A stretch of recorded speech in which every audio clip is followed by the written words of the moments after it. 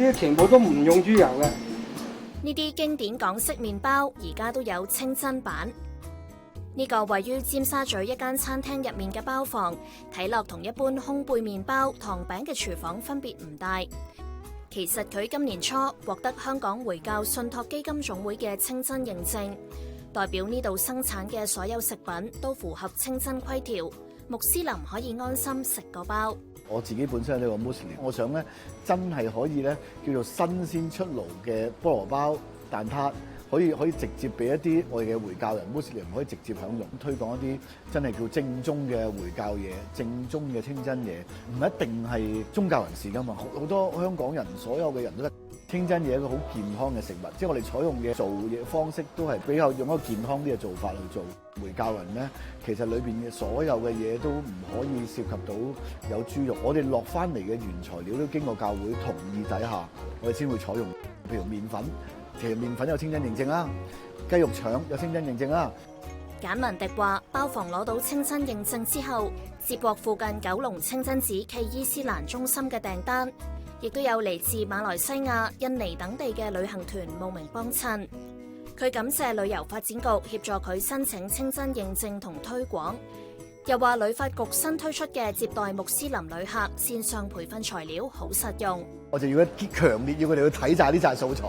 等啲回教徒嚟食嘢嘅時候，即係知道佢哋已經係有啲咩規矩上嘅嘢咧，俾人覺得原來回教人一日要5次禮拜啦，有齋月啦，跟住有天課啦，唔好諗住以為包住個頭一定係回教人啦，因為有印度人噶嘛，係咪先？即係有錫克教噶嘛，所以覺得每一個即係會加深對呢個了解會好啲咯。接待穆斯林旅客嘅小知識咧係重要嘅，所以我哋咧從最簡單嘅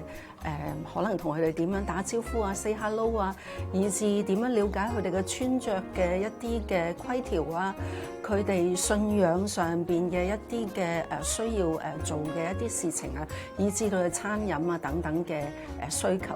咁呢一啲對前線嘅員工咧，都係一啲好重要嘅知識，令到佢哋喺接觸啲客人嘅時候咧，大家都可以俾到一啲賓至如歸嘅貼心嘅服務。穆斯林旅遊推廣機構新月平等上月公布全球穆斯林旅遊指數，香港喺穆斯林友善旅遊目的地非伊斯蘭合作組織嘅排名第一次躋身3甲，並獲選最具潛力嘅穆斯林友善旅遊目的地。葉正德話：旅發局同香港回教信託基金總會合作，推動業界參與清真認證。截至6月中，已經有190間餐廳獲得認證，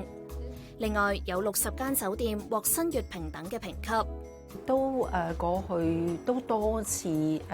我哋嘅業界咧提供不同嘅一啲所謂嘅說明會啦，咁就鼓勵多啲業界咧能夠洞悉到呢個市場嘅潛能，不斷會邀請好多媒體啊。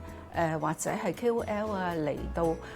探索香港嘅穆斯林提供咗呢啲嘅設施同埋呢啲服務啦，等佢哋可以翻到去佢哋自己嘅國家嘅時候咧，都可以宣傳。所以我哋喺穆斯林市場裏邊咧，我哋做咗好多嘢啦，亦都行出一大步啦。咁但係我哋未來都係需要繼續同我哋嘅各界一齊去合作，打造香港成為一個穆斯林旅客嘅首選嘅目的地嘅。